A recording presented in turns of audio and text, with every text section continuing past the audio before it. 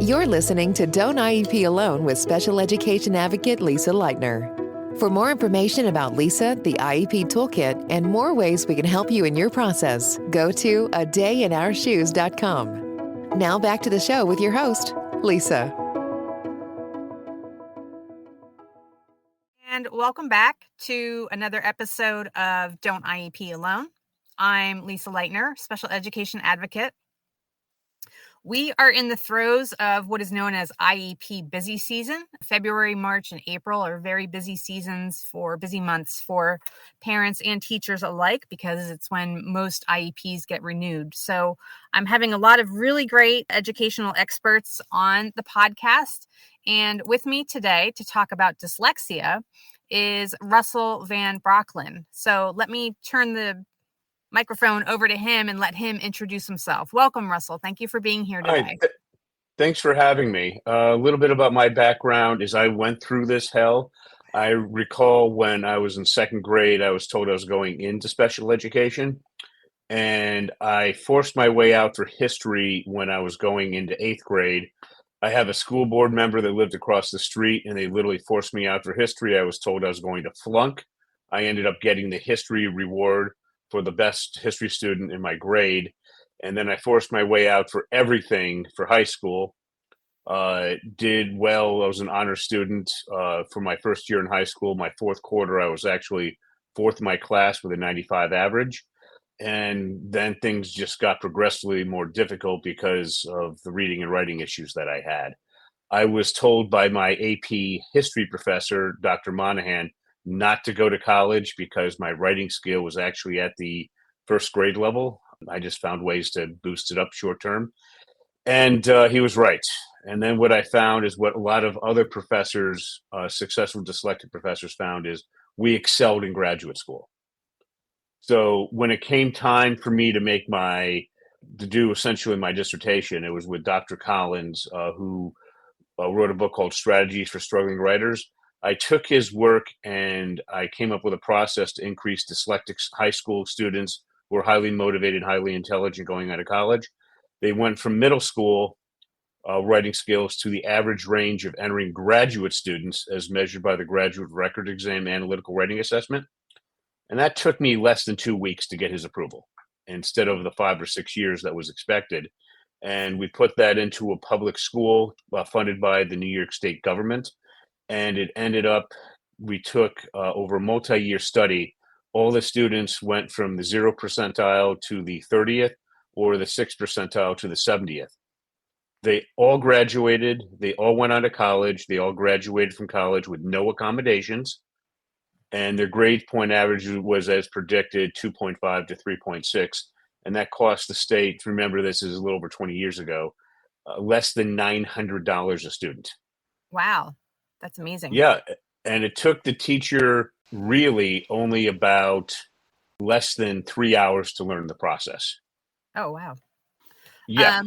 Okay. So just for anybody listening today, I talk about IEPs a lot on the podcast because that's what I do is I help parents, with their IEP. But today we're talking about dyslexia. We're not talking about really IEPs specifically because one of the things I pride myself as an advocate, and one thing that I think parents appreciate is that I tell parents what should be, and that, this is what IDEA says, and this is what we should be expecting. But then there's this is what is, because what is actually happening in the schools as far as kids' needs being met it's just not what it should be. We are failing a lot of students, but I find that in particular, we're really failing dyslexic students. I find as an advocate, it's the one area where I feel like it's the one where I'm just walking into a brick wall the most, and getting this team to say, yes, it's dyslexia. And yes, we're going to put an effective intervention in place. There's just so much gaslighting with, oh, he's doing fine, he's reading this, and meanwhile I have 8th graders who are reading at, a first grade level.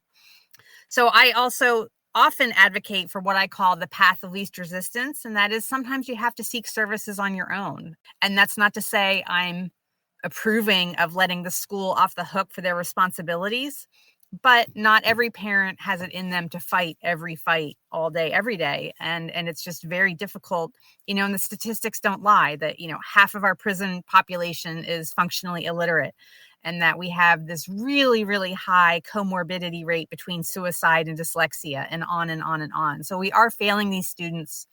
And sometimes you just need to seek services yourself. So, okay. So tell me a little bit more about, your professor and your mentor and things like that, and how you got started. Well, really, when I had to take a look at the program, I'd like to tell you about Professor Holmes. A little bit of his background. He started college with 7 majors, ended up with 3. His college president set him up with an interview with the second leading economist of the 20th century. And based on that interview, he received the University of Chicago's highest scholarship, beating out a lot of Ivy League contenders. He ended up becoming a full professor at SUNY Center of Buffalo, one of the top macroeconomic professors in the world. So here's my question for you. Based on that, if we were going to give Dr. Holmes the 10th grade, 11th grade English state exam in New York State, how do you think he would do on it? I mean, you would think that a standardized test from, at that level, you would think that he would just almost get a near perfect score. He would fail it with honors. No, seriously, the man can't write. So what he's done since he became a full professor is he co-writes articles with another professor who's responsible for writing. The only reason he got into college was in 11th grade, he entered a national science competition back when they really mattered. He won the state of Indiana, then he got 3rd in the country. Okay, so if you're the 3rd best science student in the country, they're going to let you into college. So when he was doing his dissertation, he stopped counting rewriting it after 100 rewrites. Okay, and he says right now, I can't write.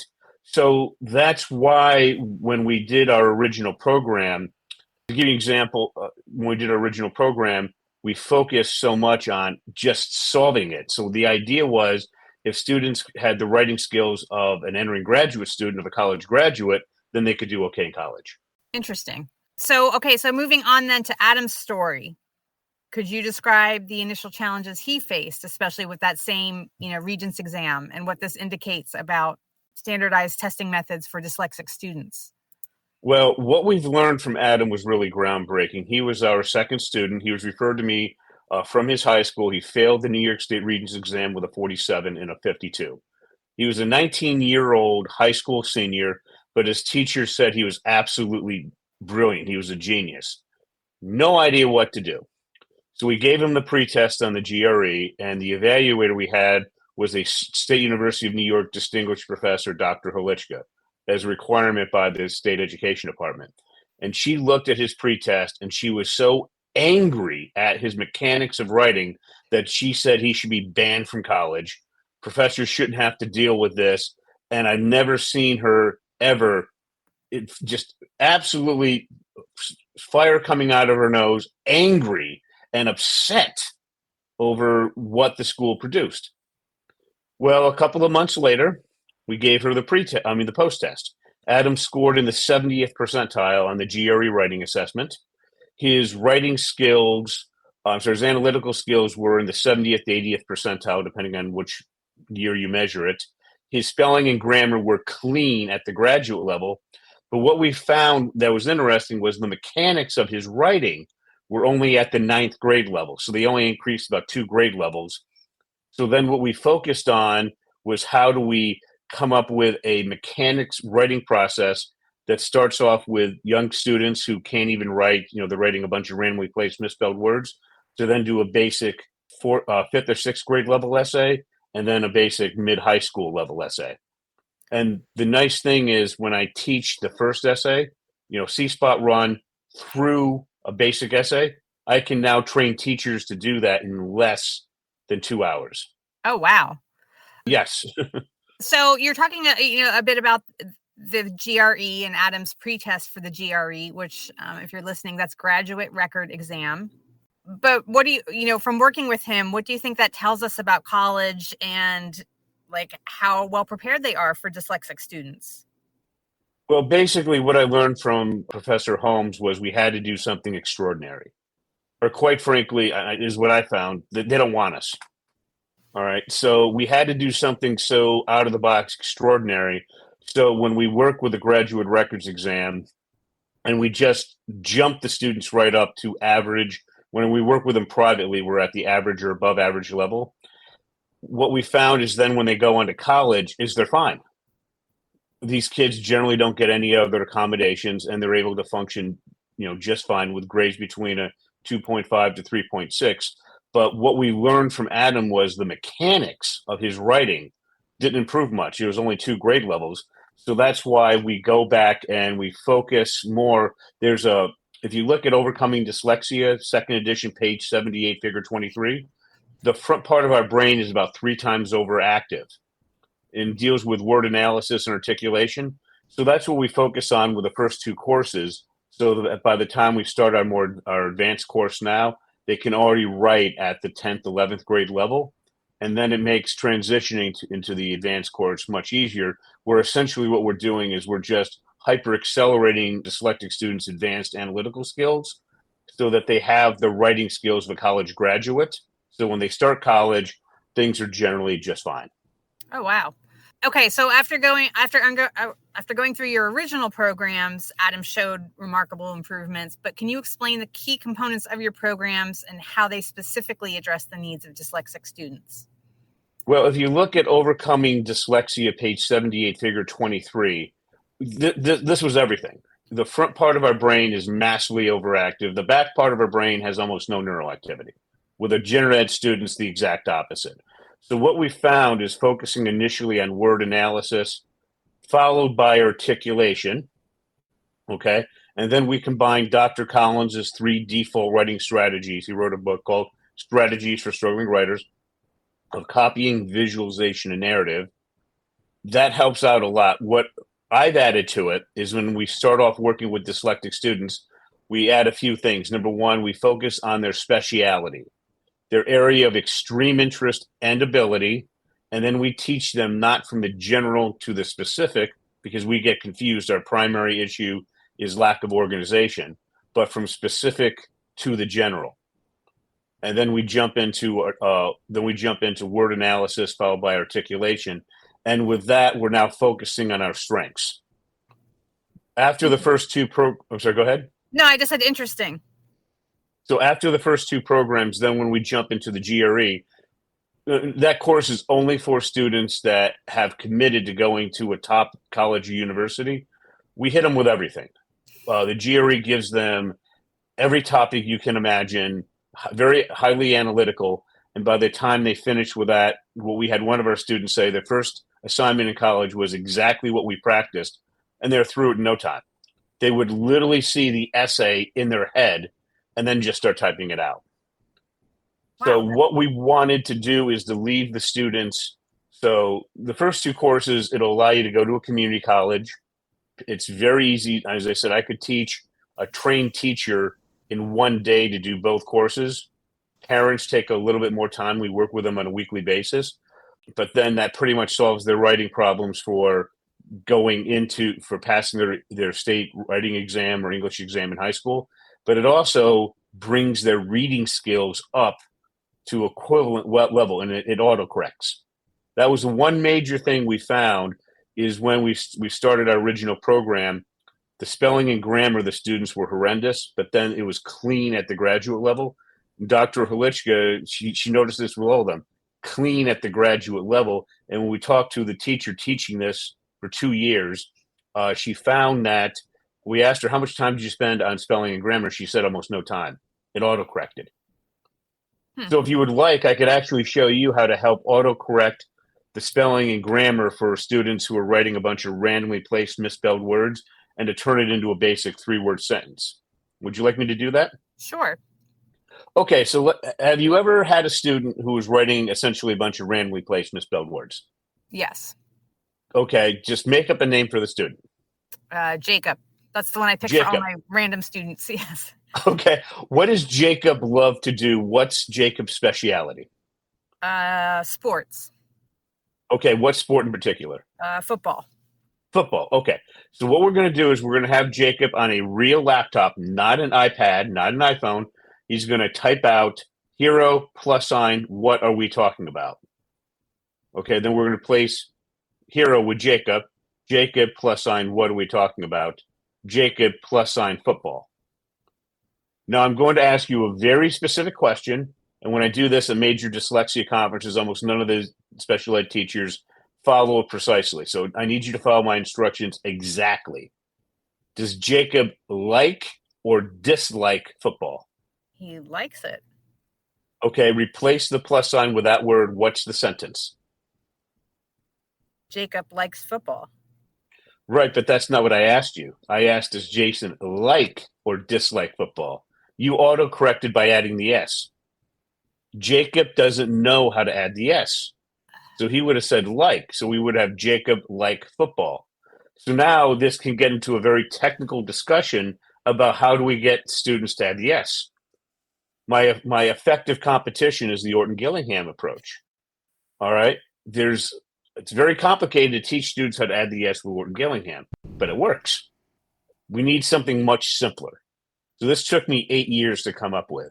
So what we do is we have Jacob read what he wrote out loud, Jacob like football, and then we ask him this very important question. Jacob, does that sound generally correct? Jacob like football. What do you think his answer is going to be? Yes. No. No? It doesn't Jacob sound correct like to him? football? It doesn't sound right to him. Yeah, it doesn't sound right to him. Okay. Okay, so then we tell Jacob to fix it.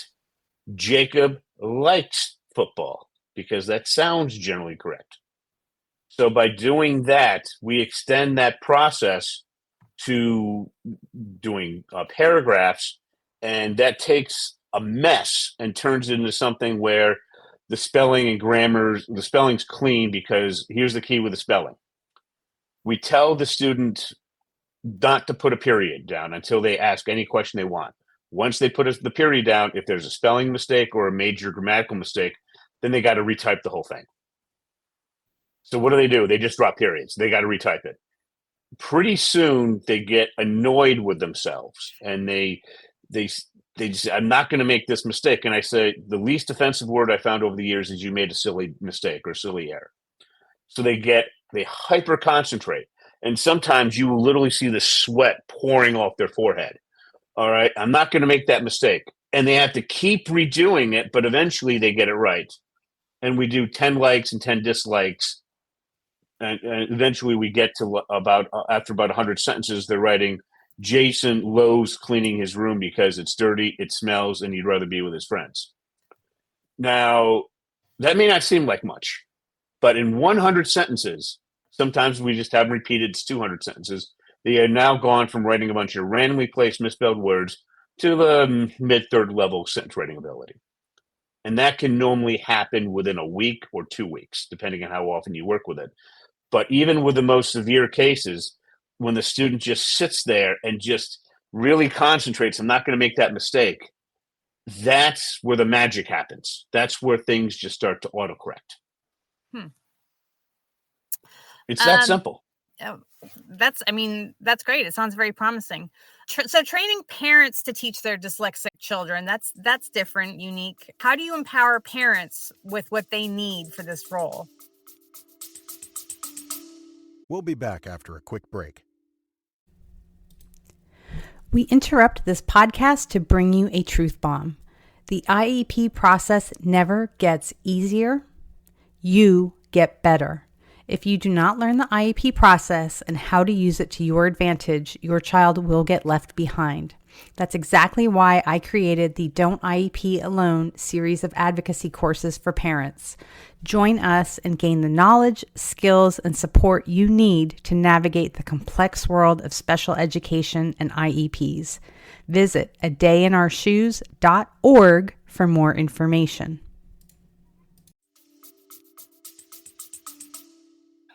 Well, when I was creating the process, I was constantly approached by non-for-profits. I started off doing this in New York City.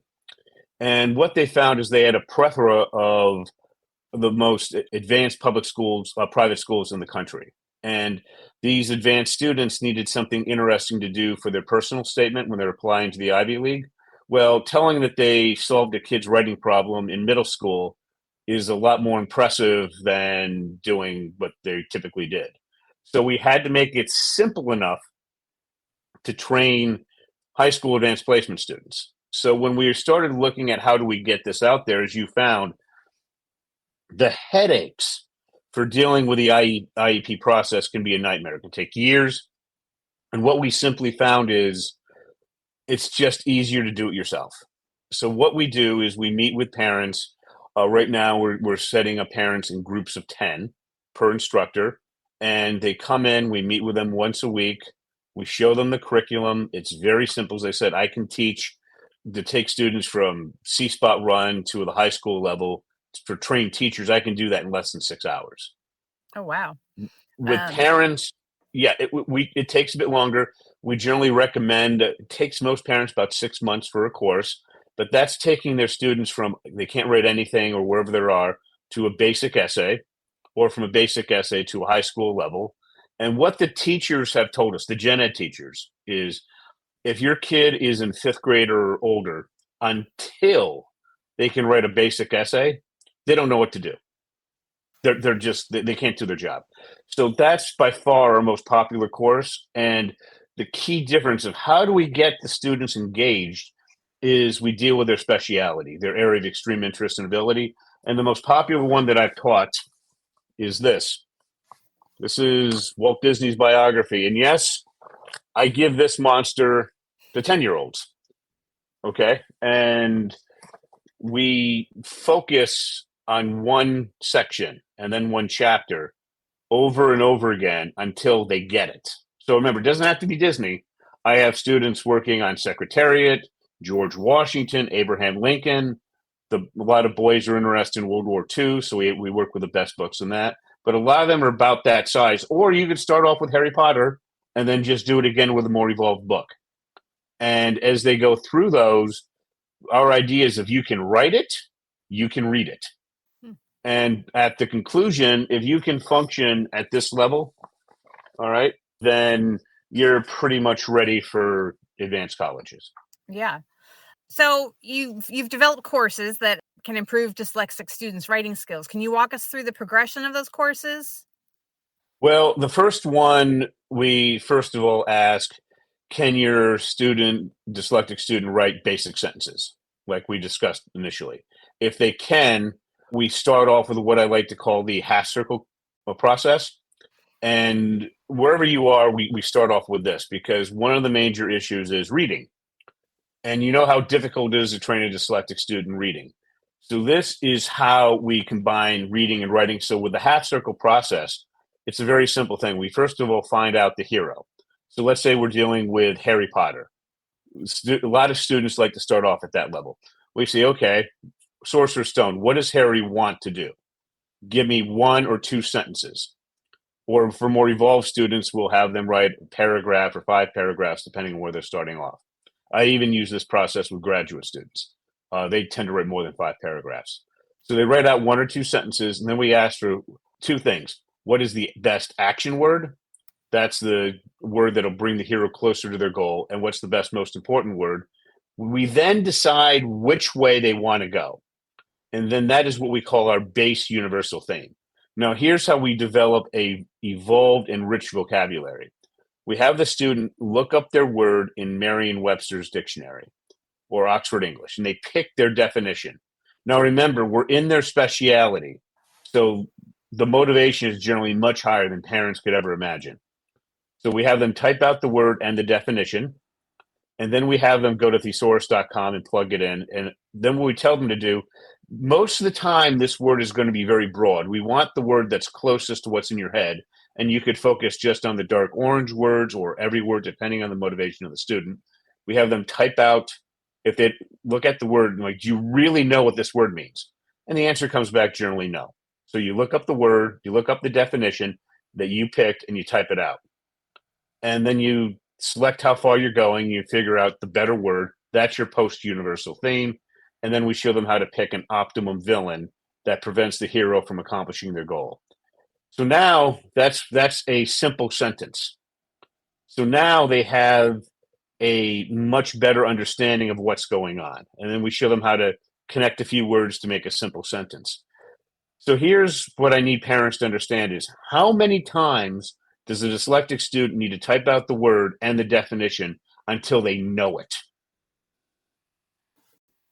I don't know. What is the answer to that? It takes more than you think.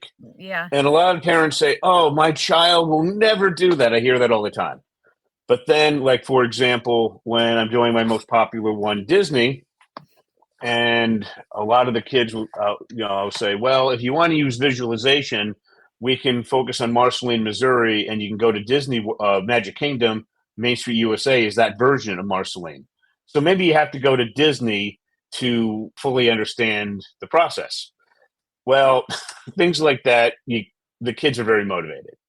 Okay, they're actually seeing results. They're seeing things that make sense to them.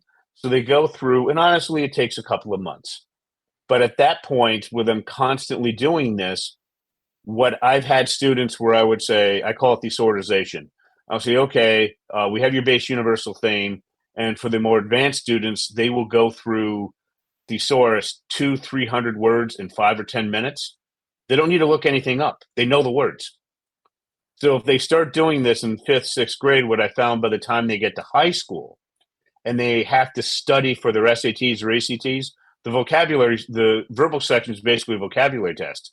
They don't need to study. They remember 70 to 80% of the definitions. They know it already. Oh, wow. So this is how we leapfrog the reading ability multiple grade levels. So, and here's the other thing. Again, at this point, parents say, my kid will never do this. And then I say, okay, ask them this question. First of all, find out their speciality. That's their area of extreme interest and ability.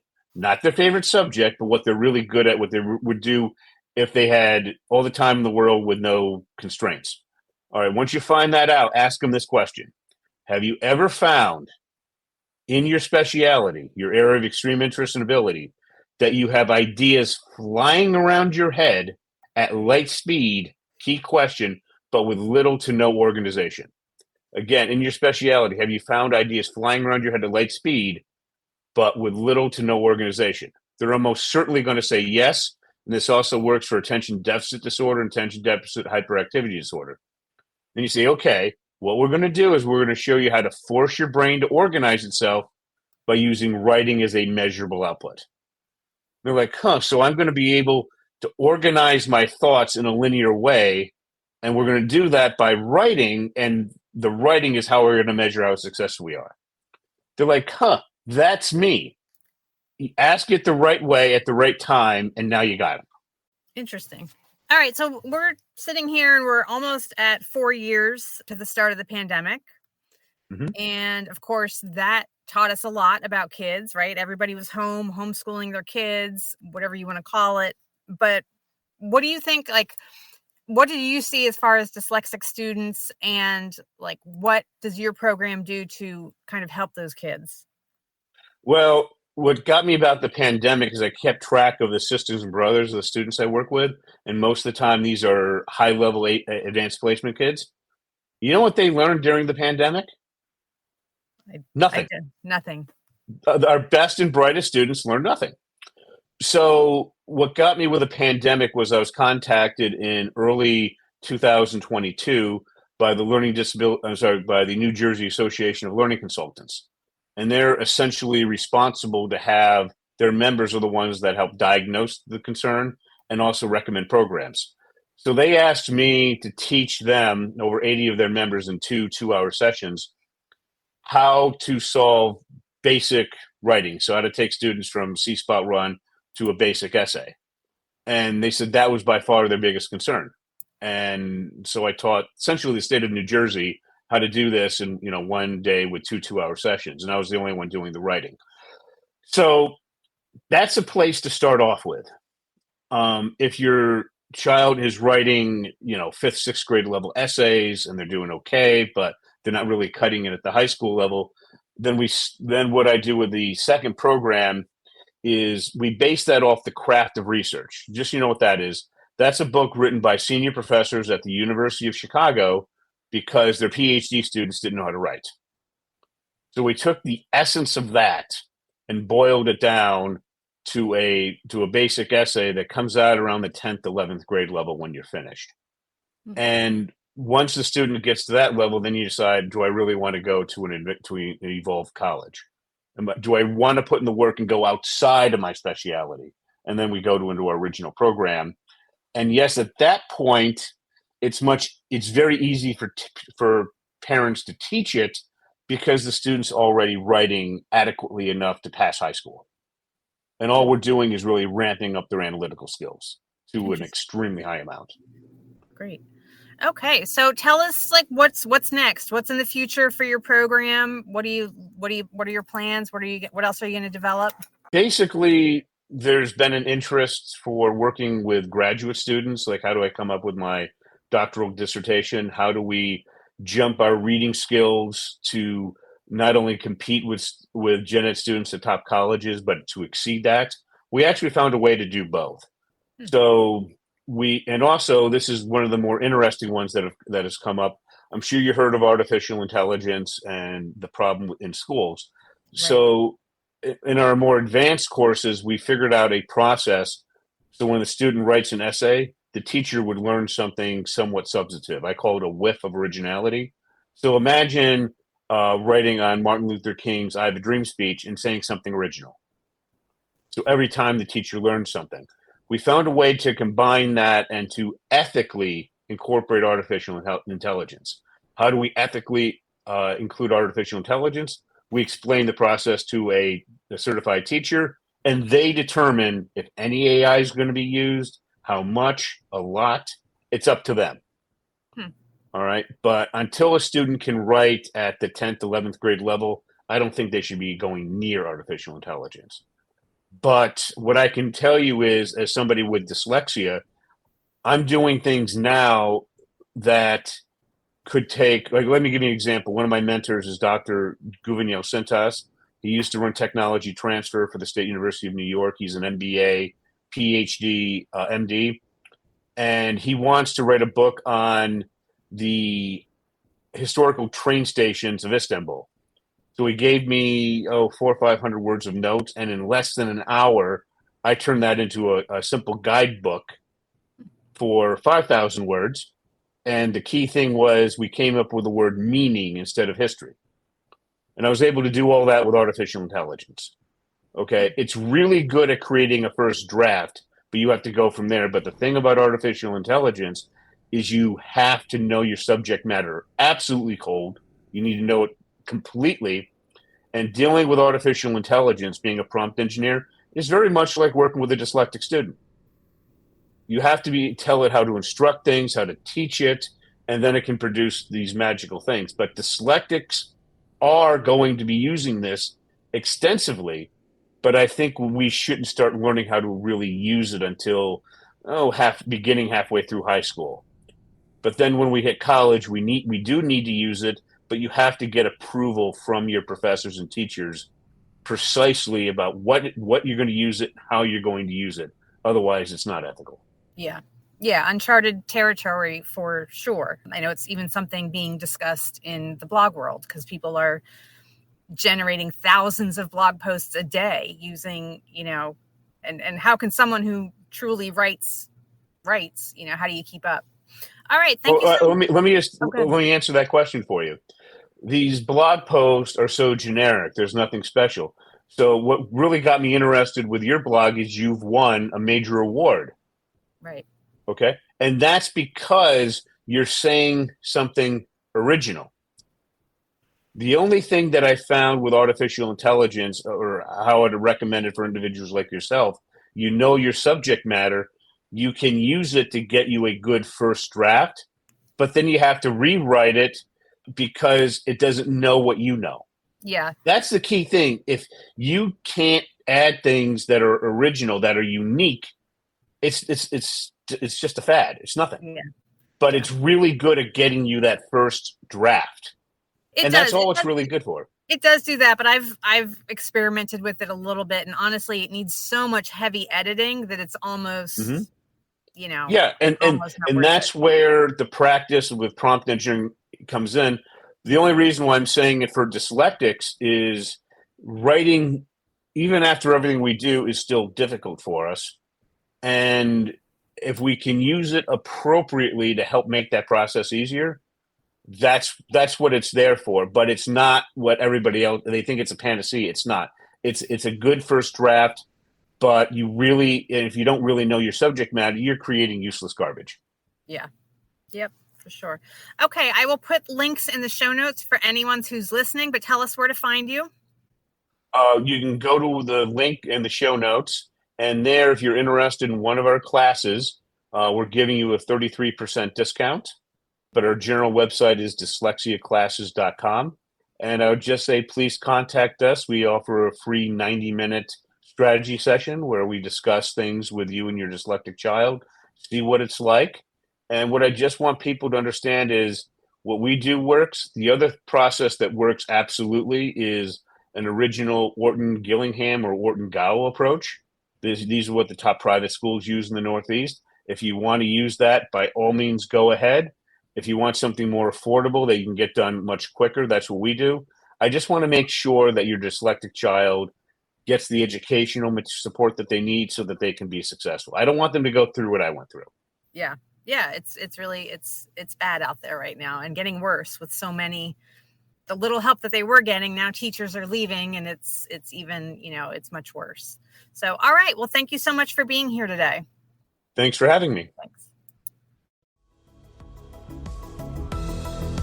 Thank you for listening to Don't IEP Alone with special education advocate Lisa Leitner. We're so glad you've joined us and would love to connect with you outside of the show. For more information about Lisa, the IEP Toolkit, and more ways we can help you in your process, go to adayinourshoes.com. From self-care tips to common IEP mistakes, there's even more to explore.